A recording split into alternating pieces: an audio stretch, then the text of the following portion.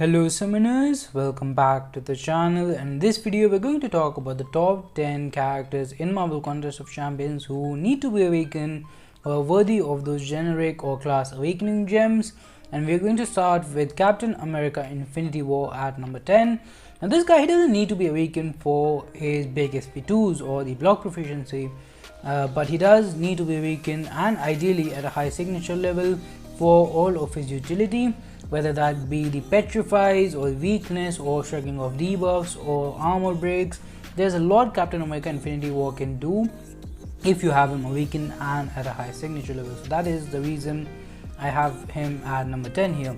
Now moving on to number 9, we have Archangel. Now this guy, again, another character who doesn't necessarily needs to be awakened. Like even unawakened, he still has the crazy OP damage as long as you can bleed and poison the opponent. Now what the Awaken ability does is give him the utility of defensive ability reduction and also a heal block as long as you have a neurotoxin on the opponent. Now I wouldn't say like he needs to be at a high signature level. Like back in the day, people used to say he needs to be like 630 as a 4-star and 690 as a 5-star. So that he has like a 33% or something chance to shut off the opponent's ability per neurotoxin, and then you have 3 and you're good to go. But usually, like when you are fighting with him, you would always have 2 to 4 to 5, even more if you make him a horseman of apocalypse. So he's pretty good for defensive ability reduction, like even at low signature level.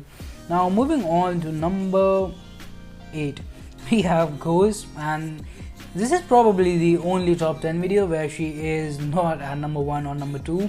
The reason for that is she again doesn't absolutely needs to be awakened. It's a very strong awakened ability.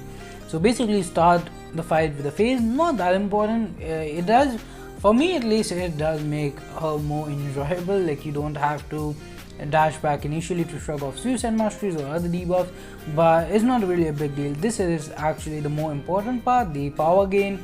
And again, it might not look that much to you, like 2% to 5% power per miss, but like throughout the fight it definitely adds up. And if you see like high tier Ghost gameplay, you're going to see that a lot of people, they don't really just counter after the first medium or light phase.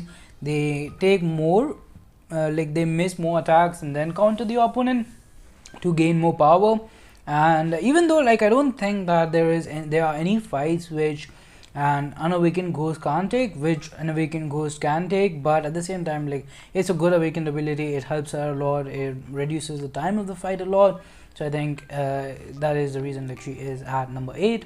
Then moving on, we have Captain Marvel movie. She is actually someone who I really like when she is awakened, and not that much when she isn't, because the indestructible is very important in my opinion, and it scales with signature level. But like the indestructible, when you are in the binary phase, is very nice. It allows you to tank a lot of special attacks and stuff, and also deal with stuff like people use her in path 9 for the what is it called, hazard shift node, and because you become indestructible so quickly, you don't really take any damage from it, and you gain a lot of charges very quickly. So there is a lot, like I really think Captain Marvel movie ideally does need to be awakened. And then moving on, we have Hyperion. Doesn't need signature stones at all, but at the same time he does benefit a lot from being awakened. Unfortunately, I don't have this guy as a 5-star. He's not available as a 6-star, but as you can see, like Hyperion's external become more efficient, basically increase buff duration, and he has like a lot of power gain buffs, a lot of fury buffs. So having these longer is definitely very helpful. Then moving on, we have Neymar. Now I kind of thought about not including him because he doesn't just need to be awakened, he needs to be at a full like 6 to 100 in order to, like, his awakened ability is not like you don't need it every single day, but there are a lot of scenarios in the game where Neymar would be the best answer if you have him at 6 to 100 with all the damage reflection. It is definitely one of the strongest awakened abilities in the game. So I had to mention him here. Even without being awakened, he still has the damage, But ideally, because all of his utility does come from his awaken ability, so he does need to awaken. And at a high signature level, it does not hurt that he has extremely high prestige. Then we have Void, another character, like he really needs to be awakened. I don't think he needs the signature level as much. Like as long as you have him awakened, your debuffs they won't just fall off, which is the main thing. Because otherwise, like when you're fighting, when you're using an unawakened Void, you can still control the opponent's power and regeneration to some extent, but after like getting 6 debuffs, they just completely fall off and you start over again. But as long as you have a Sig 1 Void, you don't really have to worry about that, because they will be converted into Fear of the Void. You won't be doing like there is a lot of reasons why you would want to put signature stones into this guy. And like at a high signature level, he gets much more attacked while the opponent is during like the Fear of the Void phase, and you also gain the debuffs much faster. So it's like if you have 6 stones, definitely give them to Void, but he doesn't absolutely need them as long as you have him awakened, but he does need to be awakened. Now moving on, we have Omega Red, another character who needs to be awakened, who needs high signature level as well. I don't think, like compared to Void, he needs them more. He needs them almost as much as Neymar, because his damage, it scales a lot. Like death spore on the opponent deal 320 to 2500 damage per second. That is a big difference if you consider its damage per second. So like if you're using a Sig 1 versus Sig 200, you are losing like 2200 damage every single second, and that is like a huge margin. And the chance to be unblockable, that's not really that big of a deal. Usually it has also ended up killing me sometimes, because sometimes like I'm hitting the opponent's block just to like to give them less power or something, I don't know, and it became unblockable and messed everything up. But anyways, he does need to be awakened, and at a high signature level, it's very like at high signature level, as like he does need a lot. He needs to be awakened, needs the signature level, ideally also needs Suicide Masteries and Sabretooth in the synergy.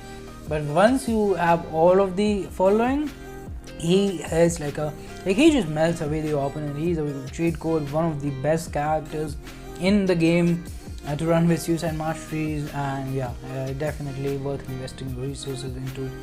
Then moving on, we have number 2, Nick Fury. Unawakened with the Hela something synergy, you can get the Fury and therefore the utility. Like you can get the permanent Fury by dashing back and holding block, and therefore you can get all the utility like unblockable or the evade counter, invisibility like miss counter.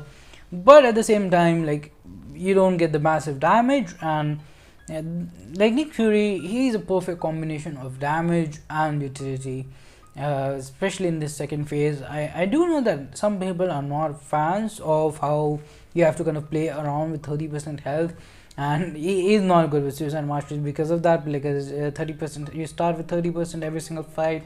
Suicides like take around roughly 10%, and you kind of have to use SP1 in order to gain tactical charges and the utility. So yeah, not really suicide friendly, but otherwise a very strong character. One of, in my opinion, he's the best skill character in the game. Very versatile, as long as the opponent is not bleed immune. Not that many bleed immune characters in the game, and even if the opponent is bleed immune, when in like the life model decoy, he kind of hits hard still. Then moving on to number 1, it's Aegon, because Aegon, unawakened, he really sucks, and once you get him awakened, and ideally at a decent signature level, he is the best option for stuff like Labyrinth of Legends and Abyss of Legends, and I'd say like he has the biggest impact on rosters in general. Like very recently I did not have an Aegon, and even though I had units, I didn't want to go in Abyss. And then as soon as I pulled Aegon, like that was a game-changing pull. And in 2021, like there are very few 5-star characters who are game-changing, and Aegon is one of them.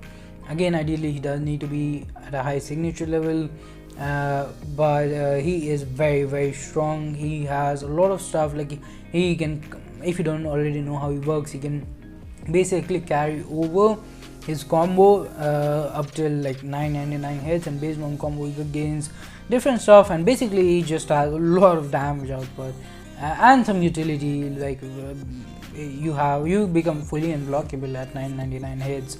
Although like there are not that many scenarios like between Nick Fury and Aegon. The reason I say Nick Fury is the best skill is that Aegon is obviously the best for stuff like Abyss and Labyrinth, but anything else I would rather use Nick for the most part. Maybe Incursions as well, but everything else I think Fury is a better character. But that is going to do it for this one. Thanks for watching.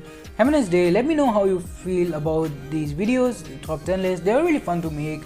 And thanks for watching. Have a nice day. Subscribe to the channel, like this video. Let's aim to hit 100 likes, and stay safe. Bye bye. Have a good one.